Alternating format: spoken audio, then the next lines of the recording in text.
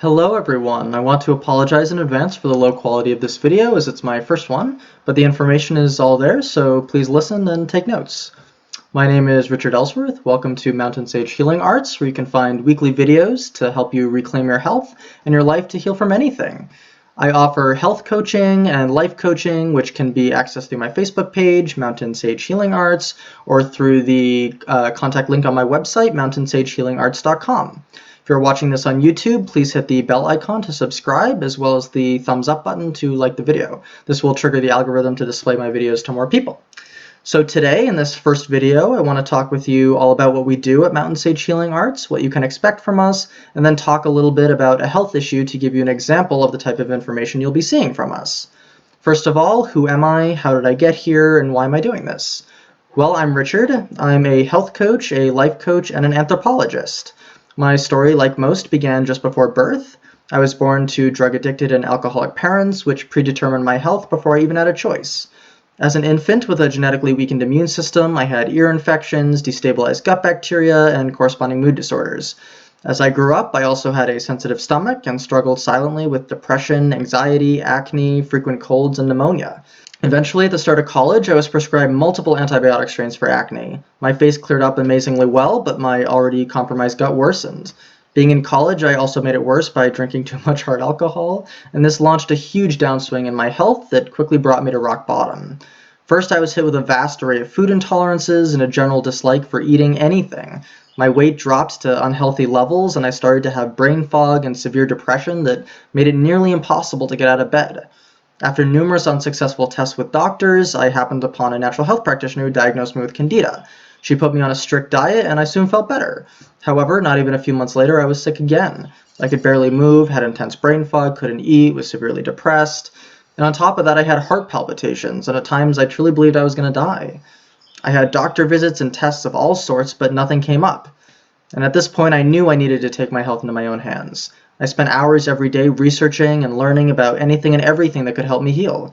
I got into nutrition, homeopathy, Chinese medicine, herbology, stone medicine, biohacking, subliminal programming, Ayurveda, and numerous other healing modalities that I applied to my situation.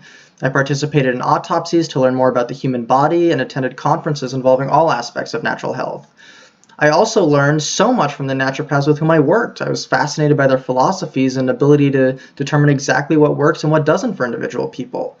Ultimately, after being diagnosed with chronic inflammatory response syndrome, or CIRS, from mold toxin exposure, I took an even bigger leap and delved into epigenetics and neurolinguistic programming to figure out how to make something chronic not be so chronic. And I did. After 3 long years of working on my health and figuring out what was wrong with me, I used my newly acquired knowledge to heal myself and reclaim an even stronger body than the one I was given at birth. I realized that this crucible with my health was my guide, a hard but necessary push to learn how to be a healer from my best possible teacher, which was my own experience. As people learned about my success, they started asking me for health advice, and because of everything I had learned, I was able to help them and watch them heal almost miraculously. I realized that I've been given an incredible gift that I could use to help people. So I continued my studies and completed a degree in anthropology, focusing on human evolutionary anatomy and diet and subsistence. But why not natural health specifically? Because ultimately I learned that there's no one perfect solution for every illness, and that using a cross-cultural perspective, pulling the best healing techniques from cultures all over the world, yields the best results every single time. So I took my degree in anthropology, the knowledge gained from my research and experiences in healing myself and helping others to heal, and created Mountain Sage Healing Arts, a unique blend of natural healing modalities and anthropological philosophy that targets illness on 3 critical levels: mind, body, and energy, while pulling in the best healing methodologies for the individual and their unique needs. This technique has proven successful time and time again for a vast range of diseases and imbalances. We understand that there are many problems that persist in one's life, from chronic aches and pains, illness, allergies, disease, fear, depression, addictions, and you may not know where they stem from or why you're suffering from them, but they're there for a reason, and that doesn't mean that you must live with them. Mountain Sage Healing Arts is the solution to your problems that you do not understand, and an answer to how to treat them. On entering this life, we have many experiences that have molded us into who we are. Some of these experiences have shaped our outlook on life and seem to have entrapped us into living with certain negative thoughts, beliefs, and fears. Understanding these and their origins frees us of our past and heals our present, physically, mentally, and spiritually. So what can you expect from a consultation with us? Well, everyone is treated on a case-by-case basis, and health experts confer together to arrive at the best possible treatment plan for you. Ultimately, we want to keep it simple and straightforward. We start by gathering information on who you are, physically and emotionally. We start at birth, and we work our way through your story, identifying triggers that would lead to dis-ease. You might want to know how you were born.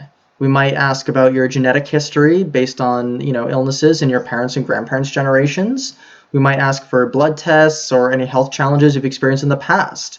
We might ask about traumatic events in your life that have had emotional impacts. We might ask about your diet, the environment you live in, etc. We then focus on the specific physical symptoms you want to address. We'll ask you about your primary complaints, your secondary complaints, the circumstances around which you first started experiencing symptoms, what makes it better, what makes it worse, etc. Then we'll work up a nutritional program for you to follow and see what additional targeted steps we need to get you back to normal. We might suggest a homeopathic protocol. We might suggest neurolinguistic reprogramming techniques, which is basically a fun form of journaling, Chinese herbs, some blends that we make ourselves, etc. Depending on the severity of the issue, we may also require testing. If you come to us looking for life coaching, we listen to your story, help you reframe your reality by consciously rewriting your subconscious mind for success. We help with issues like attracting wealth, attracting love, attracting the perfect job, fixing broken relationships, attracting back an ex, manifesting material objects, a new house, etc. There are no limits. So just to give you an idea of what our future videos will contain, let's talk about an issue that impacts our health. In this video, we'll do a brief overview of transforming your home environment to accelerate health and healing. In future videos, we'll go into this in more depth, but for now, please comment below about what you think and what you'd like to learn more about, and I'll gear future content in that direction. So let's begin. Why is our home environment important? Well, for starters, 2 million people die each year due to the adverse effects of indoor air. Poor air quality and indoor light pollution can lead to respiratory disorders, memory loss diseases, CIRS, autoimmune diseases, sleep disorders, gut disorders, neurological disorders, cancers, etc. Think about it. Our bodies depend on oxygen to survive. We use the oxygen from our environment for basic functioning and healing at the cellular level. So what if that oxygen is contaminated? Then so are our whole bodies.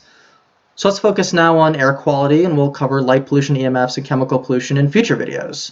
So what can we do to keep our environment clean and uncontaminated? Well, the most direct thing to do would be to use air purifiers, air filters, and air exchangers. You can use a standard plug-in that has a UV system. You can use an air purifier for your furnace, an air exchange for your furnace to keep outside air circulating inside. You can get HVAC cleaned every year. You can use a dehumidifier to discourage mold. You want to keep your humidity below 50%. You can use UV lights with hydroxyl groups that will kill mold and lower VOCs, etc. VOCs are volatile organic compounds. Some tips with these: use air filters with carbon and low EMF. Don't run an air filter without a window open. You can operate your furnace on a continual speed drive to circulate your air at a low level. The next thing you can do is lower VOCs by avoiding things in your home that off-gas. You can paint your walls with Safecoat paint. You can use natural wool area rugs, not carpets, which off-gas for an average of 4 years. Buy your furniture at least 4 years old. Buy your cars at least 4 years old. You get the picture. You can also add plants to your indoor environment that filter the air and consume VOCs, specifically peace lily, also called Mauna Loa, snake plant, orchids, Gerber daisies, Dracaena, devil's ivy, English ivy, Elizabeth fern, Melissa fern, etc. As a rule of thumb, you want about 1 plant per 100 square feet of your home. Right here I have snake plant. It's also called sword plant, and my favorite name for it is mother-in-law's tongue. So you can burn beeswax candles with cotton wicks, which are ionizing and clean the air of pathogens. You can burn cedar or sage, which, according to the Journal of Ethnobotanical Medicine, clears 94% of airborne pathogens after 60 minutes of burning, with results that last up to 3 weeks. And finally, and most importantly, stop using dryer sheets. Dryer sheets contain phthalates, which cause chemical fragrances to stick to clothes and people. They're endocrine disruptors and are particularly dangerous to babies and men. They negatively affect male fertility and reproductive organs.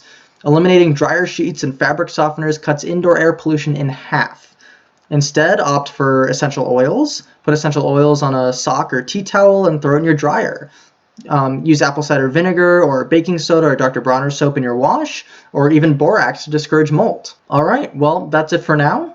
Peace, light, and healing to you all. And again, please subscribe to this channel by clicking the bell icon below, and please like it with the thumbs up button. Also, feel free to comment and visit our website and our Facebook page to learn more about us or set up a coaching session. Thanks for listening.